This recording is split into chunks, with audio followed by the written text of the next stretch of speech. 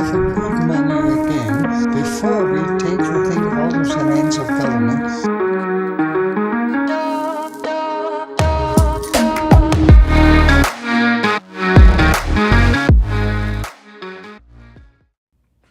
Yo! Welcome to Simply Bitcoin Live. Today is September 22nd, 2022. We are your number one source for the peaceful Bitcoin revolution. We cover the breaking news, culture, and memetic warfare. We will show you why only Bitcoin can give you true financial sovereignty. And when we mean that, we obviously mean freedom. Today we have a very special show lined up for you guys. We're going to talk about Bitcoin adoption. And we're going to talk about how the incentives of Bitcoin are irresistible. There was an article by Reuters basically saying the thing that we've been making the case for, that Argentinians are using Bitcoin to they're using Bitcoin as a hedge against inflation. And remember, inflation for someone living in Argentina is very different than inflation from someone living in the West. Yeah, we have historic inflation. It's 8-9%. But in Argentina, it's more than 50%, right? You don't have an alternative. And what's really interesting also is that, remember the IMF bailout? The IMF bailout came with contingencies saying, hey, you have to de-incentivize the adoption of Bitcoin and shitcoins. Well, it doesn't look that that's working. And that goes to the case that we've been trying to make for you guys, is that incentives are always stronger than coercion. And that's why Bitcoin will win ultimately. But first, I want to say hello to my special co-host. He's always optimistic. He is Optimist Fields. How you doing, buddy? I'm good, Nico. Special as in special ed, obviously. But good morning, everyone. How are you doing? Happy to be here. Super excited. I'm feeling good. I think I'm a little too jacked up this morning, Nico. Look, my hair's all messed up. I drank like 6 cups of coffee this morning. I'm excited. I got heated this morning because the Financial Times dropped an article saying that you can't trust Bitcoin maximalists. So, of course, we're going to cover this opinion piece. And well, we'll just leave it at that. Yeah, I think it's going to be a good show, bro. I'm excited for this one. And Did we lose our guest today? Is his internet messing up? Yeah, Adrian, he it looks like he couldn't make it, but this is a live show. We're going to keep it going. If he drops back in, we'll introduce you guys. He's a fellow pleb. He is freaking awesome. Dude, I'm really, really excited for this show because once again, Bitcoin is exposing the tyrants' incentives. All right, let's do this. Number time. Brought to you by NODL. At this point, you should be running your own Bitcoin node. If you don't use your own Bitcoin node, you're trusting someone else's. Run your own version of Bitcoin Core, the Lightning Network, Whirlpool, and Dojo, all from the comfort of your own home. And if you're a digital nomad, you have absolutely no excuse because now you can run a NODL through a virtual private server. Visit nodl.eu today. All right. Oh. Looks like Adrian's back. But, guys, you know the deal. And I made sure to check Clark Moody dashboard is back, guys. It's back. It's back, and it's all its greatness. Oh, we got 2 versions of Adrian coming back. He's having trouble with his internet. Anyways, at the time of this recording, the Bitcoin price is 18,908 sats per dollar, also known as Moscow time, 5,288 block height. 755,245 reachable Bitcoin nodes, 14,483 blocks to the halvening, 84,755 halving. Estimates April 22nd, 2024. Total Lightning Network capacity 4,814. Capacity value $91 million. Took a little bit of a dip. I can't wait for that number to go above 100 million US dollars. Realized monetary inflation taking the US dollar to absolute school, 1.78%. Market capitalization. Bitcoin is still a little baby. And it's a good time to stack, guys. I hope you guys got, I think we went to 18.3, 18.5. I managed to get some at 18.5. Those are some cheap sats, man. That felt really, really, really good. I'm not going to lie. Anyways, today I want to talk about this. The rate hike yesterday by the Fed. Now, dude, it's absolutely crazy. And I actually tweeted about it. No, I didn't have the tweet pulled up. But look,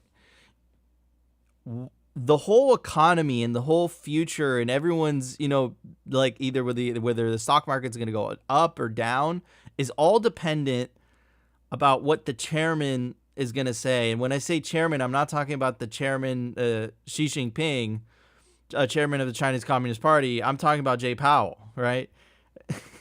So isn't this central planning? How is this different from a communist country? Like it's pretty crazy to me. But anyways, he did a rate hike of 75 basis points, right? Some people were expecting 100. Anyways, now let's compare that to Bitcoin's monetary policy, shall we? So we don't know, right? We have no idea. We wait for a man in the suit that is not elected. He's chosen to get to decide the direction of the U.S. economy. Now let's take a look at Bitcoin's monetary policy, right? Shout out Documenting Bitcoin. You do an awesome job, my brother. The rate of Bitcoin supply issuance for the next 118 years. That's right, ladies and gentlemen. We know the monetary policy of Bitcoin for the next 118 years. We didn't even know what the monetary policy was going to be. We were all speculating on what it was going to be. We went from 75. Some people were thinking 100. Some people were thinking 75. But how crazy is that? The whole world's economy surrounds itself and waits for a guy in a suit hiding behind this fiat emblem to say, yes, this is where the direction of the U.S. economy is going to go. It's absolutely absurd. And now let's compare that to Bitcoins, right? Let's go to where we are now. We are at 2020. So the block reward is 6.25. The block reward 2024 is 3.12, 2028 1.56, 2032 0.78, 2036 0.39, 2040 0.19, 2044 0.09, 2048 0.02, and that just keeps getting smaller and smaller and smaller. It's literally night and day. And I also wanted to play this video by Jamie Dimon. And let's take a look at what he has to say about Bitcoin and shitcoins. Let's check it out. Mr. Dimon, if I can ask you one other question. I'd like to ask about another topic that I've been very focused on, which is the rapid development of digital assets and related financial technology. I believe the United States should lead the development of emerging technologies like distributed ledgers and blockchain, and the federal government should provide the certainty needed for the country to serve as a hub for financial innovation. And I've developed legislation to help define qualified stablecoins, which I know the chairwoman and the ranking member are also working on, and to select the appropriate regulator. I've read that you're a little skeptical of some of these new technologies, but what are the biggest things keeping you from being more active in the space? And do you worry that we would miss the boat and give other nations like China an opportunity to advance their digital currency and other payment systems that could undermine the U.S. dollar? And I'd love to get some of your thoughts on that. So you have to separate blockchain, which is real, DeFi, which is real, ledgers, tokens that do something and deliver information, money, ideas, simplify, smart contracts. That's one thing. I'm not a skeptic. Okay, I'm a major skeptic on crypto tokens, which you call currency, like Bitcoin. They are decentralized Ponzi schemes, and the notion that's good for anybody is unbelievable. So we sit here in this room and talk about a lot of things, but $2 billion has been lost. Every year, $30 billion of ransomware, AML, sex trafficking, stealing. It's dangerous. There'd be nothing wrong with the stable coin properly, which is like a money market fund, properly regulated. Properly regulated. You have some today and they are not. JP Morgan has a JP Morgan, we are a big user of blockchain, has a JP Morgan coin, which is a token, but if you send it to us, we give you a US dollar. It's a dollar deposit. That can be moved just the way cryptocurrencies can be moved. Stable value, very low cost. So, decentralized Bitcoin, bad. Tokens like stablecoins, which could easily be captured by regulators. Our shitcoin, JP Morgan shitcoin that uses the blockchain good. Blockchains are inefficient databases. They're dog crap, right? Blockchains function as they shine as open ledgers, right? That's what they're for. And the only blockchain that's worth its salt because it's decentralized, because it's backed by proof of work, is Bitcoin. Centralization good, decentralization like Bitcoin bad. Right? We've heard that 1,000 times, but I mean, what do you expect from someone that has the most to lose if something like Bitcoin wins? It doesn't surprise me whatsoever. You know, so dude, look, what I'm gonna try to paint out this entire episode, guys, is the differences between the worlds, right?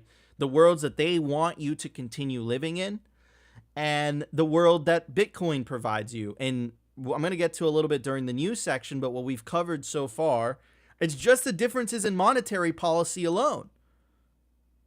118 years, we know what the monetary policy of Bitcoin is. We know what the issuance of Bitcoin will be. And the world that they're advocating for depends on a guy in a suit every couple of weeks getting to dictate just off the top of his head. And then those decisions have catastrophic consequences to everybody else. And now with Jamie Dimon, decentralization bad. What about all the advantages of Bitcoin? What about the fact that Bitcoin is protecting millions of people and soon enough billions of people from being stolen from by inflation? What about that, Jamie Dimon? Is that a Ponzi scheme? It's funny. It's really funny. Opti, what are your thoughts, brother? Well, first off, like, wow, I literally can't believe I just heard Jamie Dimon say that right now. I'm glad I didn't watch that video before, because that was absolutely amazing. Like, first and foremost, let me get back to the Fed rate stuff, because I say it all the time, you know, like, imagine caring about what a small group of people are doing to your money supply. Like, can't be me, couldn't relate. This is why we're here, separating money from state. Satoshi was able to domesticate human greed by taking the power of manipulating the money supply out of the hands of humans, and it's absolutely amazing.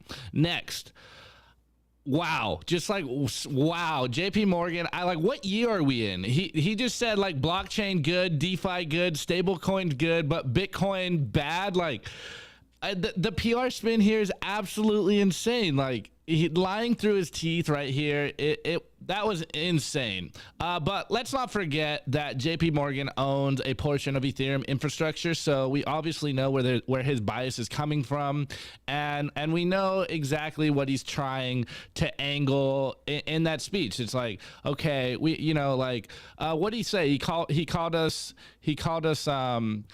like the typical criminals, like money launderers. We're facilitating all kinds of criminal activities with decentralized currencies like Bitcoin. And then he says, like, oh yeah, but our shitcoin is good, and our shitcoin is pegged to the dollar.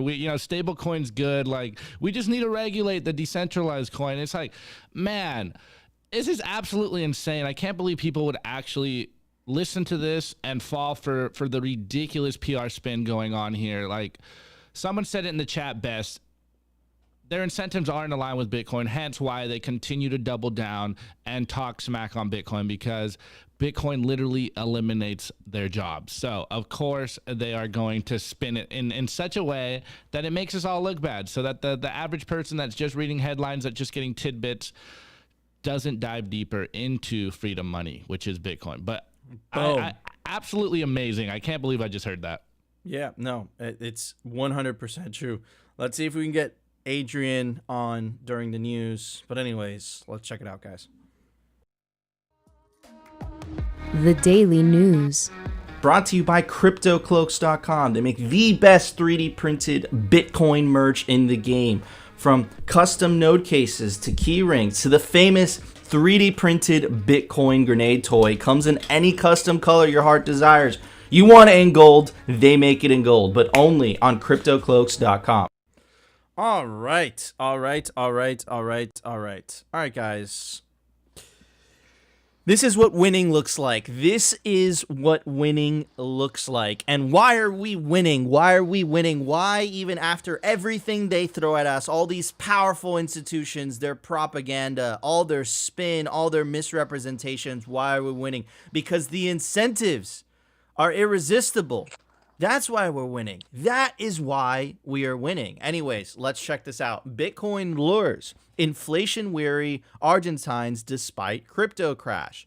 Savers in the South American nation are increasingly being drawn to cryptocurrency to offset years of painful inflation, now running nearly 60%, shrugging off a recent market crash and El Salvador's troubled experiment with virtual tender.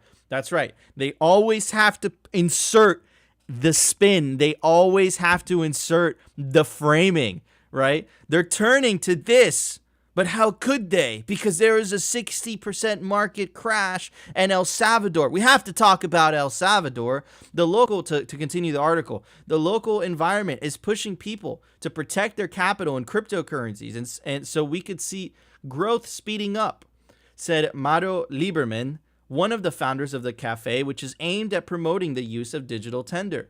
Throughout Latin America, the growth potential is enormous, he said, adding that most local users are buying it as a way to hoard their savings.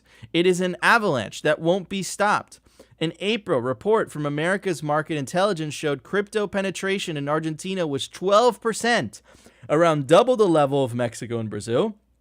Adoption in hyperinflation-plagued Venezuela is even higher, according to a recent report by Chain Analysis. The draw is a lack of confidence in the local peso currency, which has depreciated 14% this year against the dollar.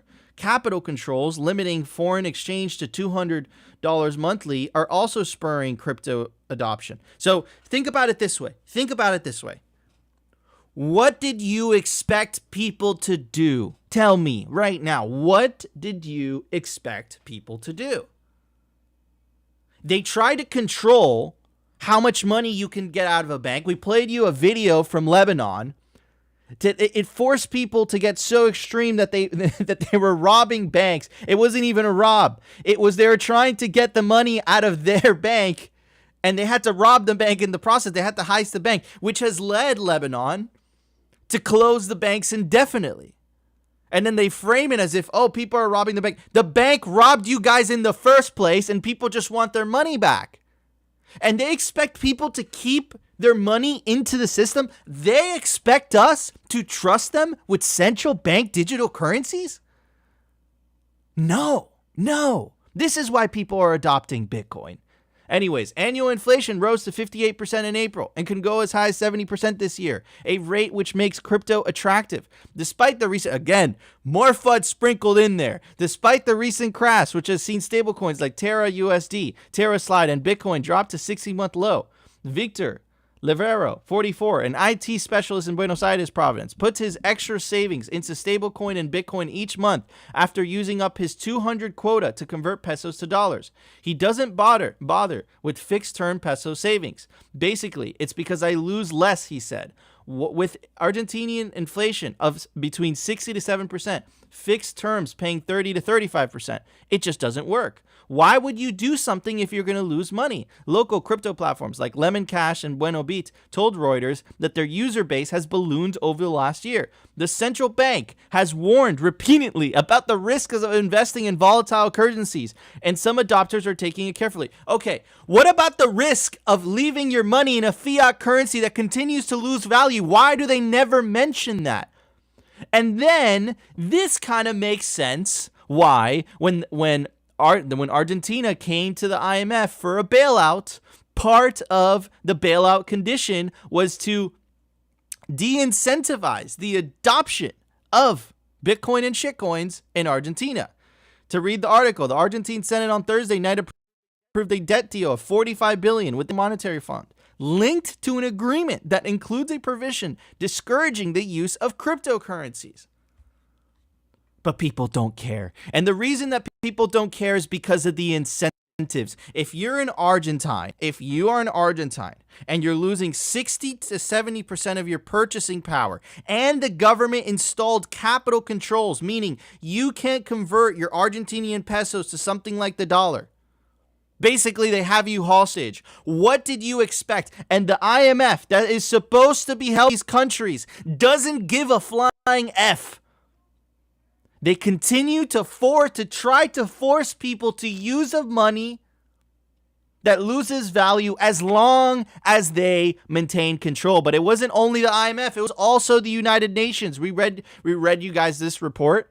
It's from the United Nations. The United Nations spells out actions to curb cryptocurrencies in developing countries. And it's funny because at the top it says prosperity for all.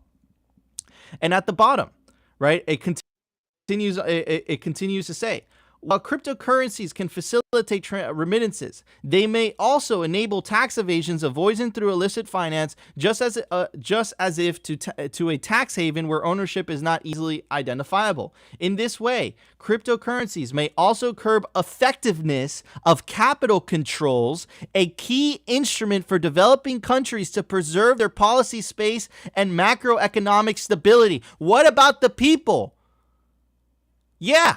Yeah, they were installing a $200 capital control, but still forcing the people of Argentina to continue to use their shitcoin. What is this, dude? What type of world do these people want us to live in? 60 to 70% inflation. You're losing 60 to 70% of your purchasing power. If you try to go to the dollar, no, only $200 at a time. So what are you going to do? You're going to seek an alternative, and that alternative is Bitcoin. Bitcoin is the only one that will give you true financial sovereignty. Shitcoins, including stable coins, will give you a false sense of financial sovereignty. This is mass adoption happening in front of our eyes, and it goes back to something that we've been saying for a very long time. Why is this happening? The incentives of Bitcoin are irresistible. Are you, the individual, going to pick something that they can debase and they can censor?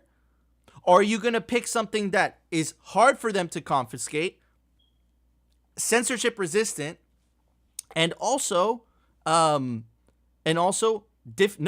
impossible for them to debase? What are you going to choose as an individual? It's not rocket science. This is how we win, man. 12% of Argentina is already adopting Bitcoin. In Nigeria, it's up to 33%. In Venezuela, it's about in between that. Why? Why is this happening? Because their fiat currencies are shit. And in the process, the totalitarians are forced to show their hands. Whether that's the UN, whether that's the IMF, and say, hey, even though they're shit, we still want you to use them so that we can more easily control you. Well, I got something to say to them. Fuck you guys. We are winning, and there's nothing you could do about it. Opti, what are your thoughts, bro? Go off, King. Let's go. First off, I love this energy. This is why I'm here, is to hear these Nico Jones rants. This is why I know I'm doing the right thing with being partners with Nico, because you, bro, the way you communicate, it resonates with people. Second, as the meme goes, check your financial privilege, guys. I've said it before, and me and Nico are both Latinos. Like, as a Latin person, I think it just makes a lot more sense to people in Latin America that have dealt with currency debasement, that have dealt with corruption, that have dealt with issues that people in the first world haven't felt. And furthermore, I think it's one of those other memes of like, look, the third world will latch onto Bitcoin a lot more easily than the first world, because they understand these problems with fiat money. How many countries are currently going through hyperinflation? Like, how many countries have dealt with hyperinflation in the past? So there's something about it, like going through these experiences makes it that much easier for you to understand why Bitcoin is so important, why Bitcoin is economic empowerment. And furthermore, of course, like I say it all the time. Of course, like the IMF and the powers that be are gonna tell you that you shouldn't be using Bitcoin. I'm always gonna bring up the Christine Lagarde quote quote where she says, if there's an exit door, then people are going to use it. They have to paint Bitcoin in such a way that it makes us look bad, because they understand what we understand, that Bitcoin is economic freedom. Bitcoin is economic empowerment. And the more people that use Bitcoin, as Nico's saying, you know, the more we have people adopting Bitcoin on an individual level, the more they can't stop this revolution. So again, guys, the revolution is self-custody. Spread the sound money gospel. People need to understand why the money system, why the legacy financial system is broken. And this is why we do this every single day, because people still don't understand the basic problem going on in the world. And it is the money is broken, stupid. Fix the money, fix the world. And I just love to see people starting to wake up to this idea, because as a, you know, as a once jaded Bitcoiner, you get tired out here spreading Bitcoin signal to people and no one listening. But when you see signs like this of people waking up to the idea that Bitcoin is economic freedom, that Bitcoin is the opt-out solution to this madness, it's like, okay, like, we are doing the good work out here, and we're spreading the signal so that people can understand that we can fix this, guys. And all you got to do is opt out of the fiat system, you know, take that individual risk and save in Bitcoin, and your life gets so much better. Absolutely amazing. Bars. Adrian, what are your thoughts, my friend? Are you there with us?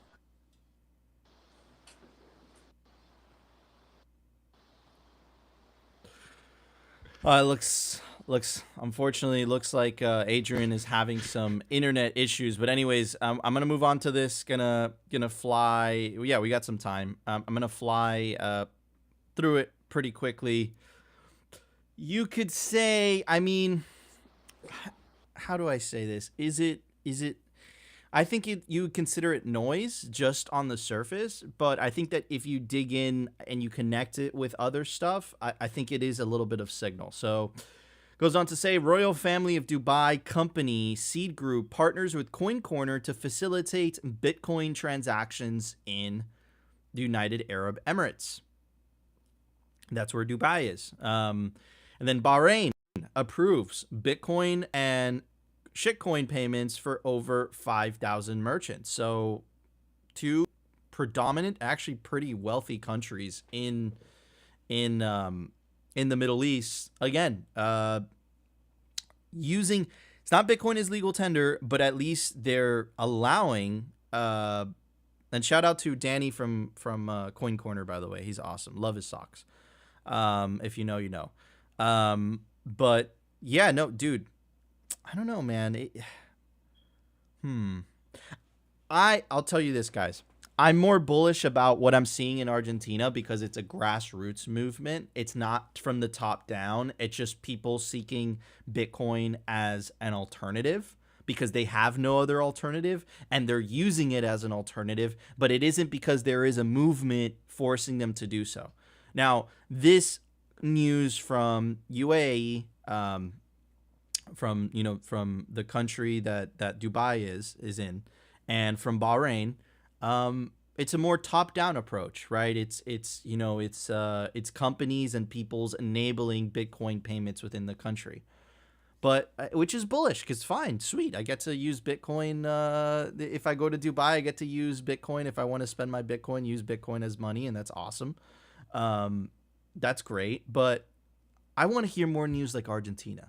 Because that is the revolution. And you see how the other side is reacting. You see how the IMF is reacting, right? I want to see that. I want to see more and more in that. And I think that the revolution here, guys, is going to be a bottom up, right? The countries that most benefit from having strong fiat currencies, they're going to try to retain that power as long as humanly possible. And then the countries that least benefit that most benefit from legacy fiat currencies that are able to print their own money, dictate their monetary policy, they're going to try to retain that power for as long as humanly possible. So, but it is really cool. Shout out to Coin Corner. Awesome from Dubai, awesome from the UAE, and awesome from Bahrain. I hope I continue to see that more and more countries allowing payments to be made in Bitcoin. That is some positive news, but not as bullish as Argentina, man. Argentina has me So riled up this morning. Holy crap. We are winning, guys. That is mass adoption. What do you think the percentage of those countries using Bitcoin is going to be 10 years from now? Bro, it's going to be like half the fucking country by then. 60%, 70%. And if we get to those numbers, guys, there's absolutely nothing they could do about it, because at the end of the day, what is Bitcoin? It's peer to peer. It's very easy for a government to compromise an intermediary. Try compromising millions upon millions of people holding their own Bitcoin by holding their own keys and running their own nodes. Good luck, right? Anyways, Opti, what are your thoughts on the news from the Middle East? Well, I do have a meme in mind, but I don't want to say it because I think it might be insensitive, and I'm trying to work on my sensitivity over here. I'm doing sensitivity training with Nico, but we were having this conversation in Spaces yesterday, and I think the silver lining of the news coming out of the Middle East is that these places are energy-rich nations, and I think it's going to be very interesting to see what the secondary developments, the secondary effects of these nations adopting Bitcoin, even if it is like a top-down approach, like Nico is saying. I think that we will see some very big developments coming out of the Middle East in regards to, like oil maybe being priced in sats in the future. And when that happens, like, man, you guys better buckle up, because the price is going to go nuclear and parabolic. So I think it is very bullish. But to your point, Nico, I'm with you. I say it all the time, man. Like, Bitcoin is an individual revolution. And as much as I love to see nation state adoptions, people telling that, this nation is Bitcoin friendly, it really starts with the individual, and it starts with people adopting Bitcoin personally and realizing that this can help your life, and you don't need someone to tell you to own Bitcoin to get the improvements of Bitcoin.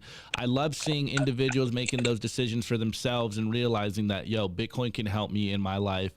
And the more we see people doing that on an individual level, the more this revolution cannot be stopped. So again, I think I'm becoming a broken record because of you, Nico. Self-custody is the revolution, and I love seeing individuals starting to take their own keys and save in Bitcoin and take their responsibility back in their money. So it's a bullish day, man. I know I said I'm jacked up on coffee, but now I'm just jacked up on all this news. So let's go, man. What a morning.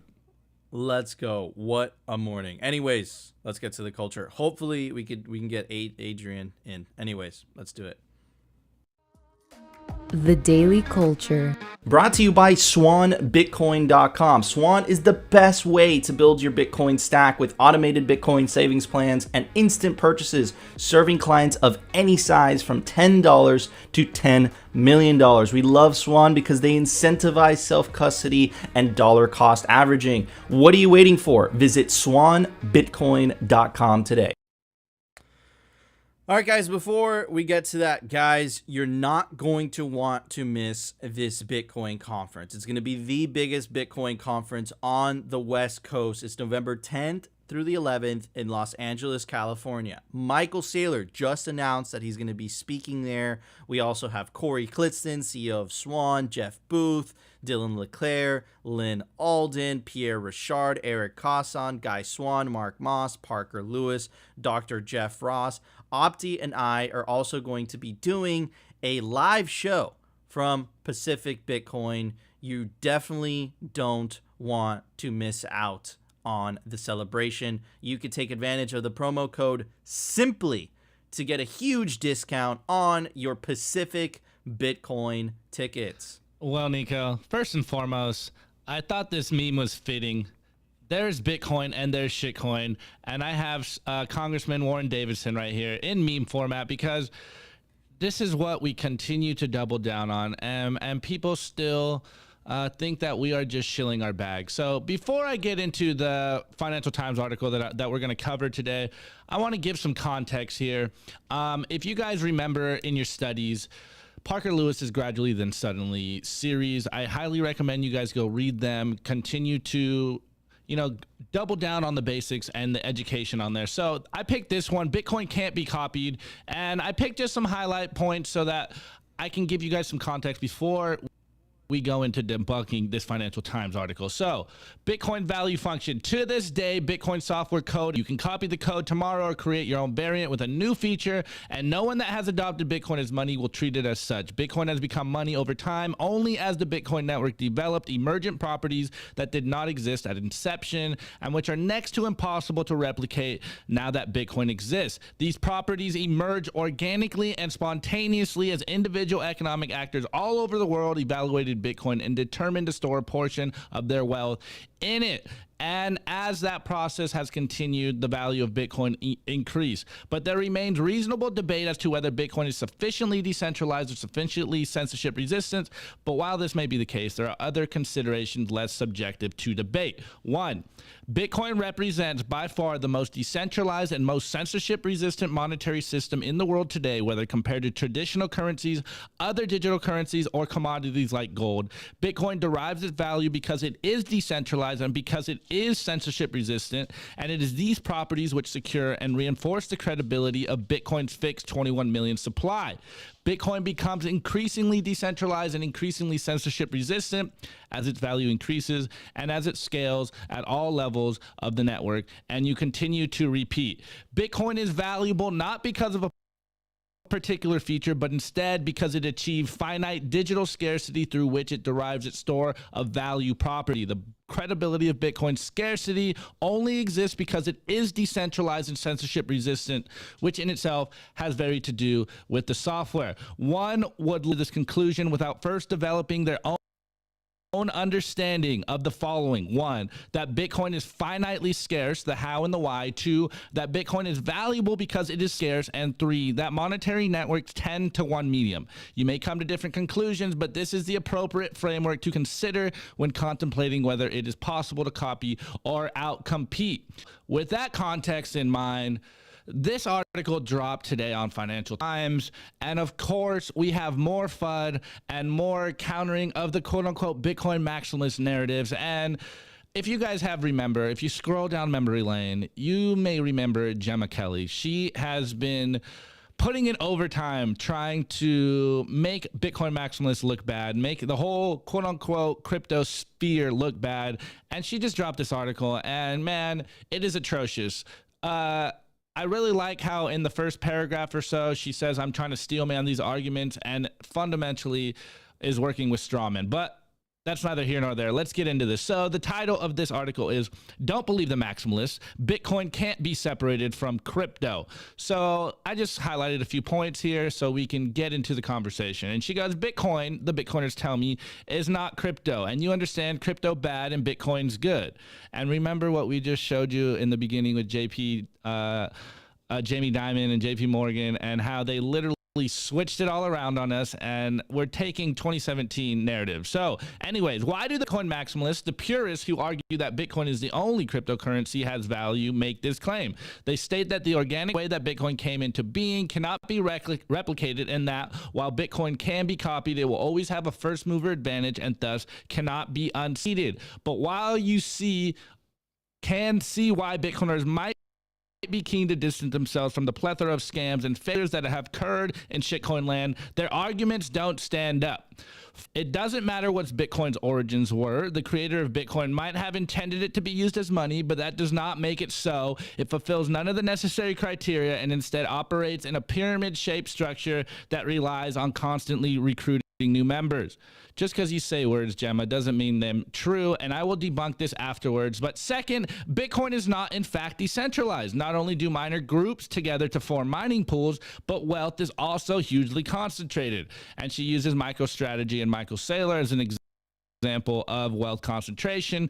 The first mover advantage does not always last. Finally, there's not even an agreement on what Bitcoin is. Lol. Absolute lols. Anyways, the real reason Bitcoin maximalists want to separate Bitcoin from the rest of crypto is to create the illusion of scarcity in a world where there is none. If there is infinite supply, how can there be any value? This is still the core problem of crypto. and Bitcoin can't solve it. Again, she is correlating the idea that Bitcoin and shitcoins are the same. And the fact that you can recreate and create your own shitcoin means that there's an infinite supply of cryptocurrencies. And there he goes with the kicker at the end. This is not to say that there aren't some crypto projects and tokens that are better than others, but a spade, no matter how shiny, is still spade. And Bitcoin, I'm afraid, is still crypto.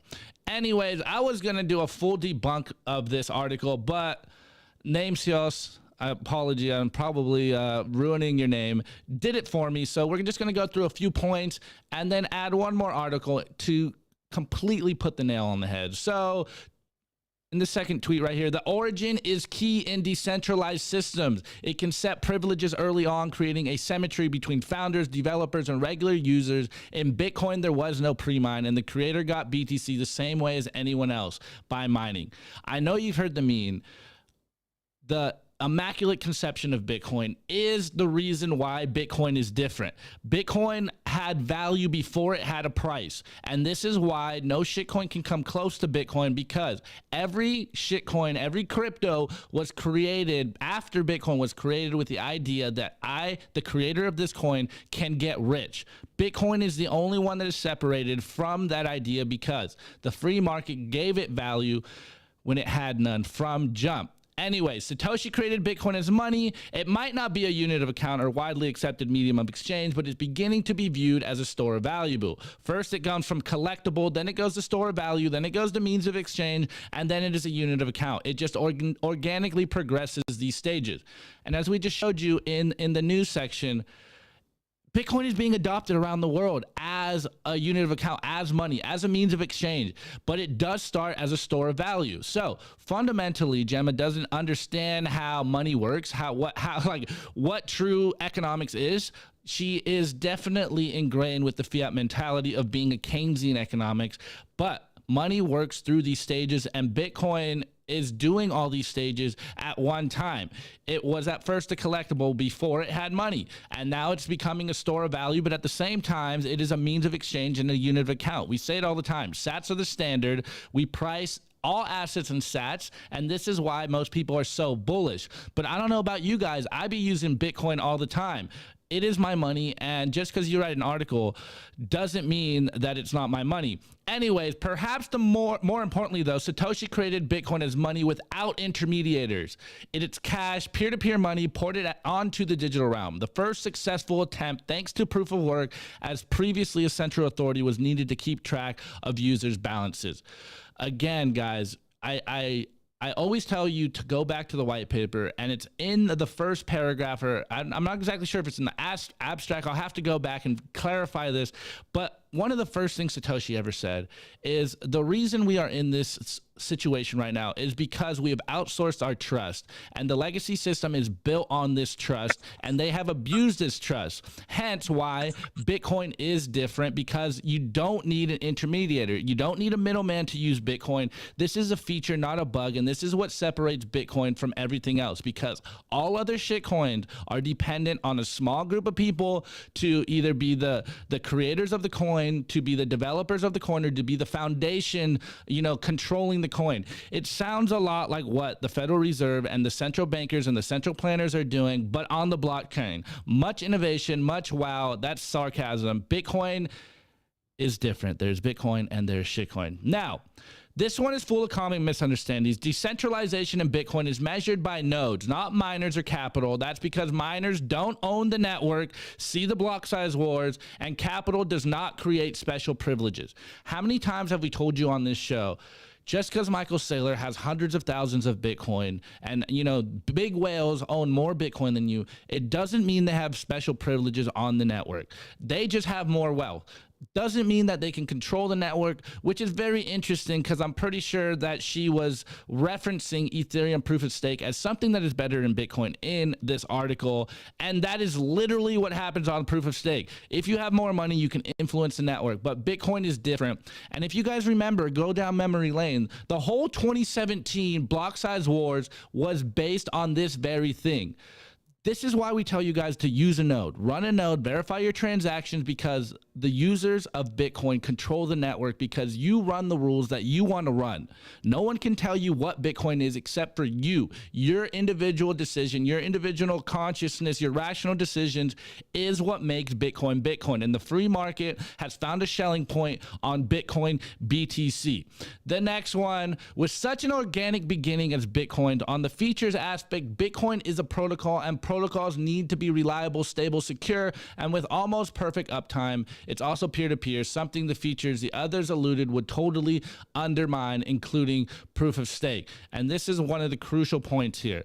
When people call Bitcoin a Ponzi, a pyramid scheme, they are relating the idea that Bitcoin is a company, that there's someone in control that is, creating the products and ensuring that some money goes to the new entrants. But I don't know about you guys, Bitcoin is a monetary protocol that we use as money, and I'm not selling my sats to someone else. I am not dumping my bags on someone else. I am storing my coin because I realize that Bitcoin is monetary empowerment. Bitcoin is freedom, and I'm opting out of the system, and you cannot have these sats. Anyways, the last point from this thread, and I put the thread in the descriptions, or I will put the thread in the description, and you guys should definitely read it and read the articles that I'm tagging as well. But yes, there is an infinite supply of crypto tokens, shitcoin tokens, and that's exactly why they are shitcoins.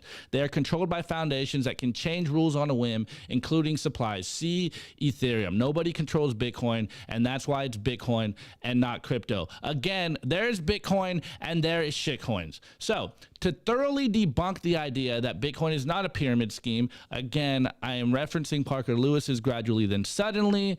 Let's just look at a classic definition of what a pyramid scheme is. In the classic pyramid scheme, participants attempt to make money solely by recruiting new participants into the program, but despite their claims to have legitimate products or services to sell, these fraudsters simply use money coming in from new recruits to pay off early stage investors.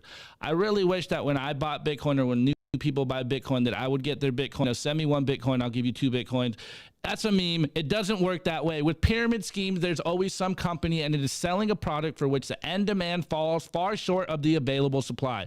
The company recruits participants to purchase inventory and to recruit new participants. The participants are always salespeople, and compensation is tied mostly to recruiting rather than selling the actual product.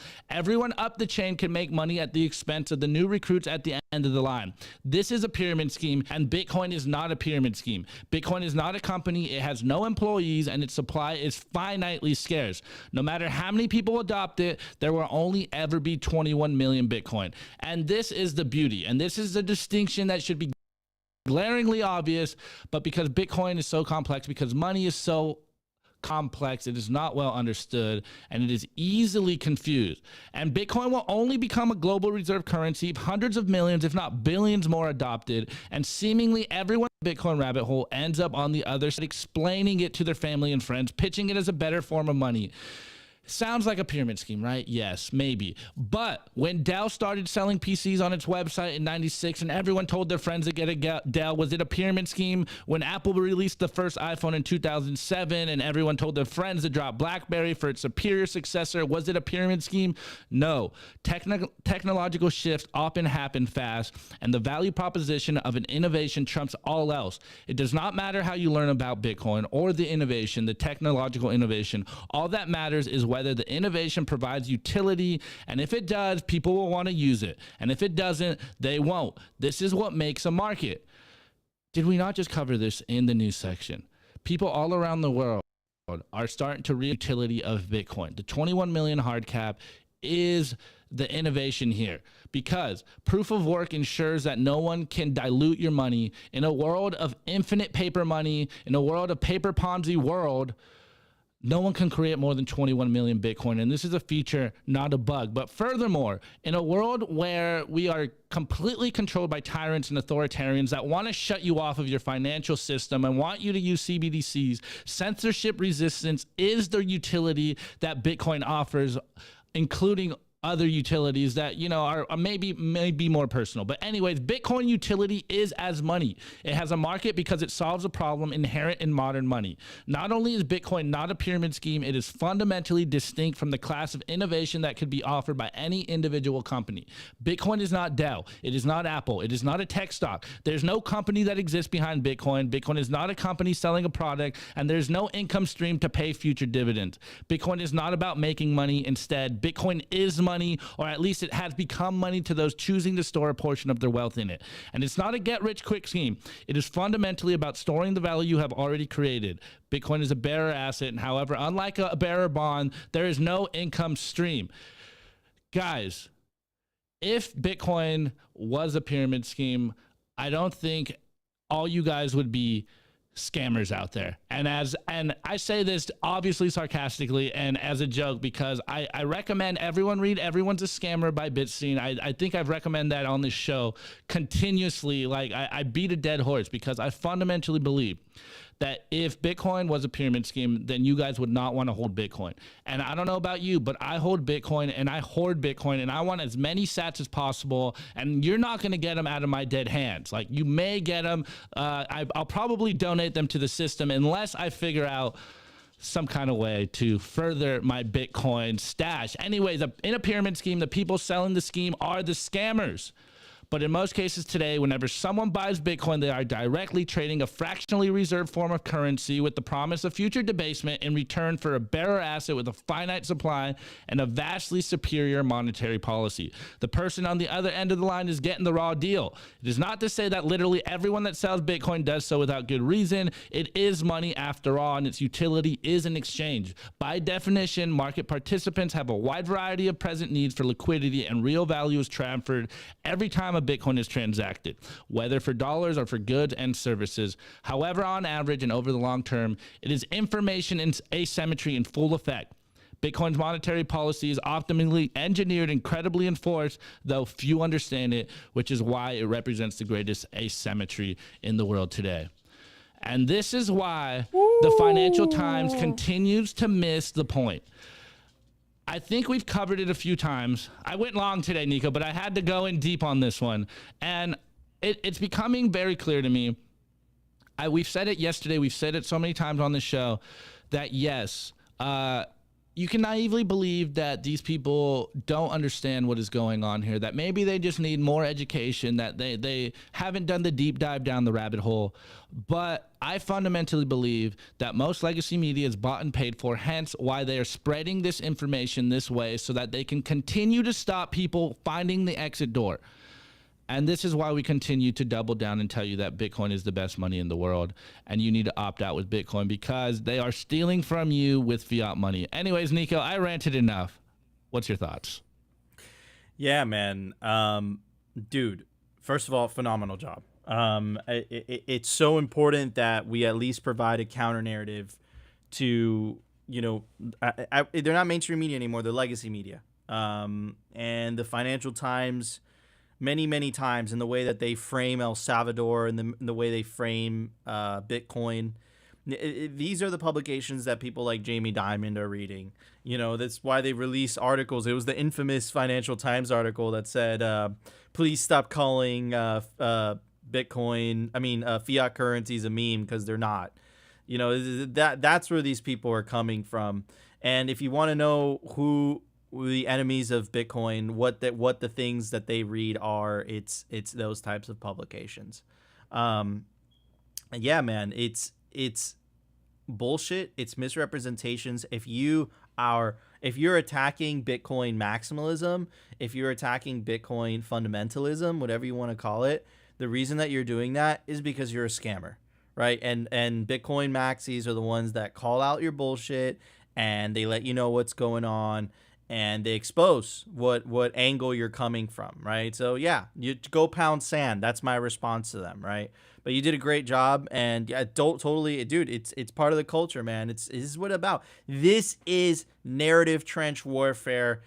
We're on the front lines. You guys on the front lines. Every tweet that you make, every response that you make, every meme that you make counts. It's about winning over the hearts and minds. And this is what we're going to do. This is what we pride ourselves in doing at Simply. we provide a counter narrative to the dying legacy financial medium. We're going to win this, and there's absolutely nothing that you guys could do about it. There's nothing you guys could do about it. We have better memetics than you guys do. Anyways, Adrian, are you finally here, brother? Could we hear you? I'm here, but I'm muted. You're unmuted now. Yo, guys. Yeah, what can I say? Bitcoin will win. I haven't been able to hear the last little bit of what you guys have been saying because I've just been struggling to get this connection working here. Yeah, we have to rebook you, my friend, on another day, so we get you whatever. But hopefully we can get you to see the whole meme review. Let's do this. Awesome. The Daily Meme Review. Brought to you by Bitbox 2 Bitcoin Only Edition, a hardware wallet by Shift Crypto. Crypto-like cryptography. It's secure, it's open source, and it's so easy your mom can set it up. Self-custody is the revolution, and the Bitbox makes it simple. Do not leave your Bitcoin on an exchange. Order a Bitbox today. Order a fucking Bitbox today, bro. All right, guys. Self-custody your Bitcoin. Let's go. All right, you already know the meme. Tweets are the bullets, and memes are the artillery. In this information war, guys, you are the frontline soldiers. Continue to spread the sound money gospel. Yes, memes are entertainment, but they pack a strong punch, and they incept ideas. And this is why we need to also create calls of actions in our memes. But first and foremost, I picked this meme because I know you guys remember the pandemic, hashtag I remember, and I remember seeing these similar signs on people's yards, but this is the Bitcoin version. Shouts out to @Satoshi or Sat symbol, and they go, in this house we believe Satoshi is a genius. If it's not Bitcoin, it's a shitcoin. The government works against us. CBDCs are anti-human rights. DCA is the way. Not your keys, not your Bitcoin. One Bitcoin equals one Bitcoin. Sats are the standard. Absolutely beautiful meme, guys, because hey, so much wisdom is packed into this little meme that you can unpack each meme and go in for a long time. Like me and Nico could rant about one of these lines for a long time, but this is the power of memes because it gives you guys a distilled truth. So on to the next one. Shouts out to my boy Rope, and he goes, spoiler alert, there are none. This is where we keep all the shit coins with a use case. Let's go. Absolutely beautiful. And for those in the space, it's a lady pointing at an empty cupboard board. This next one is by @DirGG. Shouts out to DirGG, and he goes, accurate, hashtag Bitcoin. And this one is really also another deep meme. As you can see at the top left, this is a crypto course, quote unquote, and we got a teacher with laser eyes, another person with laser eyes, and it goes, the evolution of crypto throughout history. And it's a long list of shitcoins that are all culminating down to the mega shitcoin, which is all a fork off of Bitcoin, the one and only true blockchain, also called the time chain. Shouts out to the time chain maximalists out there. And still, I know I thoroughly debunked the idea of Bitcoin as a company on the culture, but still, this is why we have great memes like this on Twitter, because breaking, there's still no comment from the Bitcoin CEO. Where are you, Bitcoin CEO? So breaking news, policy in the economy, Fed raises rates, and the Bitcoin CEO is silent. And one Bitcoin equals one Bitcoin, remarked a Twitter pleb. Guys, imagine if there was a Bitcoin CEO, then we might have to actually be concerned with what he says. This is a feature, not a bug. So shouts out to Satoshi disappearing. Beautiful, beautiful stuff. Really, on a side note, check out the Tomer Strolight interview that Nico did, because they did a beautiful job in explaining like how powerful an idea is, or how powerful the symbolic representation of Satoshi leaving Bitcoin was. And furthermore, shouts out to my boy Andres, Sons of Sat, and he commented this on our spaces yesterday, because at the end of our spaces, we got the news that the Jerome Powell raised, or the Fed raised rates. And so he goes, that's simply Bitcoin. I keep getting this call today. Beware if you get the same call. And it's like a photo of your smartphone. It goes, scam likely. Jerome Powell is calling. Do you want to accept or do you want to deny? Oh man, I loved it. I loved it. And today, Captain Bitcoin, I added 2 of your memes to round this off because I really love the sentiment in this one. And the first one is stack insane, hashtag Bitcoin. And it goes stack insane or remain the same. And it's got these Bitcoin barbells. This is the way, guys, as my buddy Zach always says, it's like stack your balls off or remain not a legend. This is why you will not be remembered if you don't stack insane, guys. Anyways, this last one, again, this is by Captain Bitcoin. And I really like this because Bitcoiners have a way of repurposing, old wisdom and making it into an even more solid meme. And he goes, get your money off exchange and control your Bitcoin. And this is a Warren Buffett quote, but I'm not going to read the actual Warren Buffett quote. I'm going to read the upgraded quote, and it goes, if you cannot control your keys, you cannot control your money. Let's go. This is the way, guys. This is why we tell you all the time, self-custody is the revolution. Take your Bitcoin off exchanges. Exchanges are not wallets. Put your Bitcoin in self-custody in a wallet where you own the private keys, and use the notes that you verified as Bitcoin, and go live your life. I say this all the time. Provide the value, get the Bitcoins, and go and live your life. So drop your meme review score in the chat while we give you ours. And here we go. My meme review score for today is, I think this might be the last BitMeg sticker I have. I will have to look if I have other variations, but I got this Bitcoin logo sticker. It's got stars and stripes, and it's American color because Bitcoin is instilling the American ideals on the blockchain. Convince me otherwise. Anyways, Nico, what is your meme review score? I am back in Florida. I am no longer in Puerto Rico. I'm gonna give it the original Crypto Cloaks microphone case that he gave me when we started the orange pill. Orange pill mic cover. It's badass. I like it. It's definitely a throwback. I'm going to hang this up. I retired this microphone. Anyways, guys, we want to know, what do you think about those memes? First, rope. No, but you got to scroll up here, Opti. I got it today. Don't worry. By Luca. No. Here we go. This is the first one. By Andres. I give those memes Nico overcooked steaks. Okay. A little jab. I like a medium. They're not overcooked. I give those memes 1 basis point rate hike. Okay, Rope says I give those memes all the caffeine surging through Opti's veins. Let's effing go. Air horns. We got J Pleb. I give those memes 1 big oil greasy red mustache. Loco says I give those memes my dog. Yellow, I give those memes zombie rum cocktail. I hit up Yellow yesterday. I was like, Yellow, I got something for you. And he's like, Nico, I'm drunk. Leave me alone. I give those memes an AR-15. Z-Logic says, that's a great score, by the way. I give those memes a buy Bitcoin shopping cart sticker. Great score, my friend. Great score. We got Michael Morrison. He says, I give those memes a Bitcoinized live, laugh, love decoration. And last but not least, Narwhal Tacos.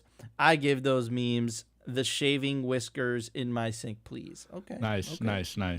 Good scores. Very good scores. Guys, I also want to give a very special shout out. If you want your meme to be included in the meme review, this is absolutely free. You got to go to www.t.me/the Simply Bitcoin channel. That's a link to the Simply Bitcoin's Telegram group. It's absolutely free. It's a hangout in there. There's going to be plebs just talking, exposing the clown world. So many exposing the clown world memes. It's a great time. I think we're over 500 people now. Guys, you definitely want to join this Telegram group. But anyways, Opti, there was an open source software release today. Let's check it out. Bitcoin software release. Brought to you by CipherSafe. Don't be that person that loses their Bitcoin seed due to fire damage, water damage, dog attacks. Back up your generational Bitcoin wealth on steel. And there's no better place to do it than the Cypher Grid by CipherSafe. And now check out their new Bitcoin art, the Bitcoin Rulux. triangle, only on cyphersafe.io. All right, guys, I want to give a shout out to Spectre Desktop version 1.13.0. Spectre Desktop is a software Bitcoin wallet, right? You could download it, you could use it as your main Bitcoin wallet. There's also Sparrow, there's also Electrum. It's really up to you which one you want to use, and they just released an update, so you definitely want to update. Don't forget to check the signatures before you download it, because you don't want to download it. You don't want to download something that doesn't come from the original developers. Of course, the Spectre Desktop wallet allows you to connect any hardware wallet of your choice to it, and it also allows you to connect to your own node so that you don't dox your Bitcoin addresses to them. So definitely go check it out, guys. Check out Spectre Desktop. They just released a new software update. I also want to give a very special shout out to our awesome clothing sponsor. Opti and I wear the hoodies every single day. I'm wearing the Mazmanov one, or the Represent Maximov. It's orange, and I put the little orange pin here. It looks badass. Opti, why don't you show the back of the decentralized one? Model for the audience.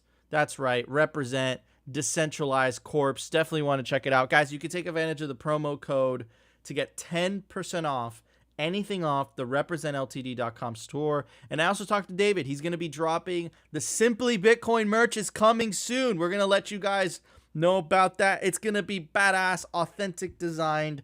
Join the peaceful Bitcoin revolution. All right, guys, that was our show. I want to give a shout out to Adrian for attempting to come. He's having some issues with the internet. Guys, also check out Simply Bitcoin's written version, Simply Bitcoin Unfiltered, www.simplybitcoin.news. It's totally free. Shout out to our writers, Zach and Rustin. They're freaking awesome. Guys, if you really enjoyed the show, it helps us tremendously if you smash that like button. If you consider subscribing, if you feel like we provided you value. And of course, guys, like always, I'll see you tomorrow from Nashville for another episode of Simply Bitcoin Live.